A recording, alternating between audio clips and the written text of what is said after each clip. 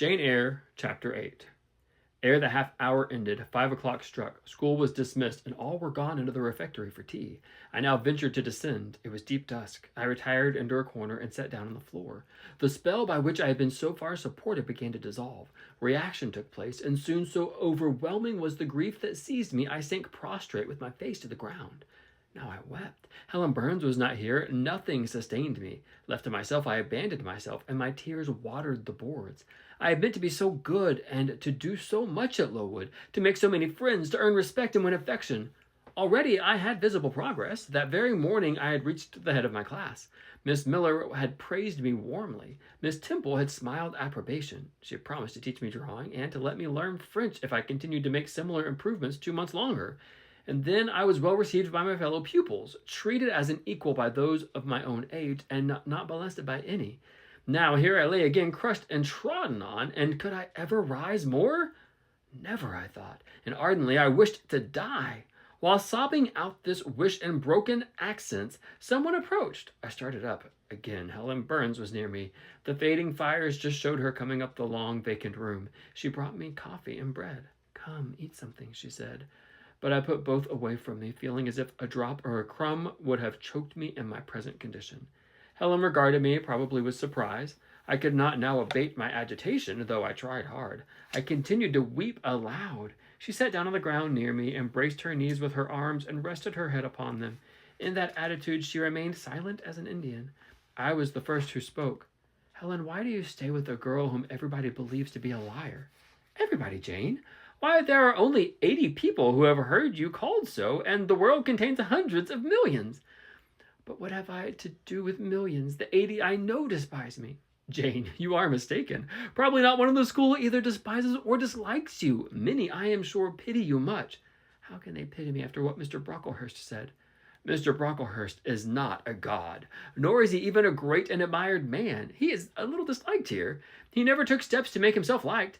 Had he treated you as an especial favorite, you would have found enemies, declared or covert, all around you. As it is, the greater number would offer you sympathy if they dared. Teachers and pupils may look coldly on you for a day or two, but friendly feelings are concealed in their hearts. And if you persevere in doing well, these feelings will ere long appear so much the more evidently for their temporary suppression. Besides, Jane," she paused. "Well, Helen?" said I, putting my hand to hers. She chafed my fingers gently to warm them, and went on, "If all the world hated you and believed you wicked, while your own conscience approved you and absolved you from guilt, you would not be without friends. No, I know I should think well of myself, but that is not enough. If others don't love me, I would rather die than live. I cannot bear to be solitary and hated, Helen. Look here, to gain some real affection from you or Miss Temple or any other whom I truly love, I would willingly submit to have the bone of my arm broken, or to let a bull toss me, or to stand behind a kicking horse and let it dash its hoof on my... Hush, Jane. You think too often of the love of human beings. You are too impulsive, too vehement. The sovereign hand that created your frame and put life into it has provided you with other resources than your feeble self, or than creatures feeble as you. Besides this earth and besides the race of men, there is an invisible world and a kingdom of spirits. That world is round us, for it is everywhere, and those spirits watch us, for they are commissioned to guard us. And if we were dying in pain and shame, if scorn smote us on all sides and hatred crushed us, angels see our tortures, recognize our innocence, if innocent we be, as I know you are of this charge which Mr. Brocklehurst was weakly and pompously repeated at second hand from Mrs. Reed, for I read a sincere nature in your ardent eyes and on your clear front. And God waits only the separation of spirit from flesh to crown us with a full reward. Why then should we ever sink overwhelmed with distress, when life is so soon over and death is so certain an entrance to happiness, to glory?" I was silent.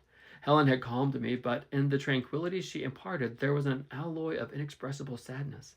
I felt the impression of woe as she spoke, but I could not tell whence it came, and when, having done speaking, she breathed a little fast and coughed a short cough, I momentarily forgot my own sorrows to yield to a vague concern for her. Resting my head on Helen's shoulder, I put my arms round her waist. She drew me to her, and we reposed in silence. We had not sat long thus when another person came in. Some heavy clouds, swept from the sky by a rising wind, had left the moon bare, and her sight streaming in through a window near shone full both on both of us and on the approaching figure, which we at once recognized as Miss Temple. "I came on purpose to find you, Jane," she said. "I want you in my room, and as Helen Burns is with you, she may come too." We went, following the superintendent's guidance. We had to thread some intricate passages and mount a staircase before we reached her apartment. It contained a good fire and looked cheerful. Miss Temple told Helen Burns to be seated in a low armchair on one side of the hearth, and herself taking another, she called me to her side. "Is it all over?" she asked, looking down at my face. "Have you cried your grief away?" "I'm afraid I never shall do that." "Why?" "Because I have been wrongly accused, and, ma'am, you and everybody else will now think I'm wicked." "We shall think of you what you prove yourself to be, my child. Continue to act as a good girl, and you will satisfy me." "Shall I, Miss Temple?" "You will," she said, passing her arm round me. "And now tell me, who is this lady whom Mr. Brocklehurst called your benefactress?" "Mrs. Reed, my uncle's wife. My uncle is dead, and he left me to her care." "Did she not then adopt you of her own accord?" "No, ma'am. She was sorry to have to do it, but my uncle, as I have often heard the servants say, got her to promise before he died that she would always keep me." "Well now, Jane, you know, or at least I will tell you, that when a criminal is accused, he is always allowed to speak in his own defense. You have been charged with falsehood. Defend yourself to me well as you can.